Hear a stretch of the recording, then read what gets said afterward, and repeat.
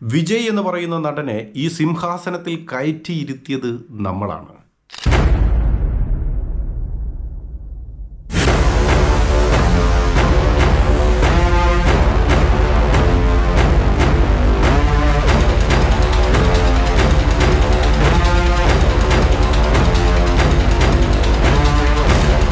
മുപ്പത്തിമൂന്ന് വർഷത്തെ കരിയർ അവസാനിപ്പിച്ച് അദ്ദേഹം സിനിമയിൽ നിന്ന് രാഷ്ട്രീയത്തിലേക്ക് പോകുമ്പോൾ നമുക്ക് നൽകുന്നത് ഒരു തെലുങ്ക് പടത്തിൻ്റെ റീമേക്ക്. ഇതാണോ വിജയ്? ഇത്രയും നാളും നിങ്ങളോടൊപ്പം നിന്ന ആരാധകർക്ക് നിങ്ങൾ നൽകുന്ന treat?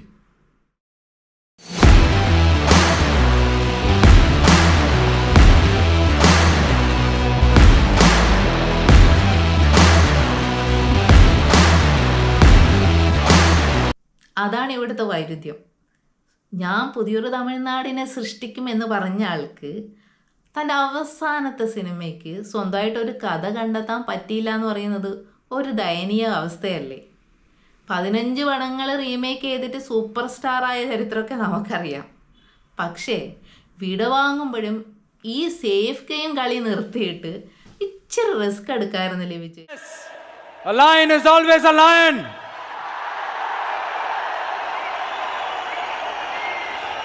There are so many jackals and other animals in the forest, but there will be only one lion. And even if it is single, it will be the king of jungle. ആരാധകർക്ക് ഇത് കേൾക്കുമ്പോൾ ദേഷ്യം വരാം, എന്നെ ചീത്ത വിളിക്കാനും തോന്നാം. പക്ഷെ നിങ്ങൾ ഒരു നിമിഷം ഒന്ന് ചിന്തിക്കുക. പണ്ട് നമ്മൾ ഗില്ലിയിലും പോക്കിരിയിലുമൊക്കെ കണ്ട വിജയ് അല്ല ഇപ്പോഴത്തെ രാഷ്ട്രീയക്കാരനായിട്ടുള്ള വിജയ്.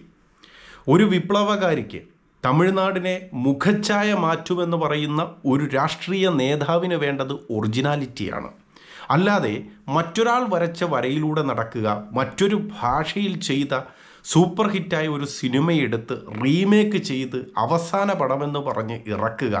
ആ പടം മുന്നോട്ട് വയ്ക്കുന്നത് വിജയുടെ രാഷ്ട്രീയം തന്നെ ആയിരിക്കാം. ജനനായകൻ എന്ന് പറയുന്ന മൂവി ഒരു കോപ്പി പേസ്റ്റ് മൂവിയാണോ? അത് ജനങ്ങൾ തീരുമാനിക്കട്ടെ. എന്താണ് നിങ്ങളുടെ അഭിപ്രായം? വിജയ് എടുത്ത ഈ തീരുമാനം എന്താണ്? ആ തീരുമാനത്തിൽ നിങ്ങൾക്ക് തോന്നുന്ന അഭിപ്രായം എന്തായാലും കമൻറ്റുകളായി രേഖപ്പെടുത്തുക. Thank you.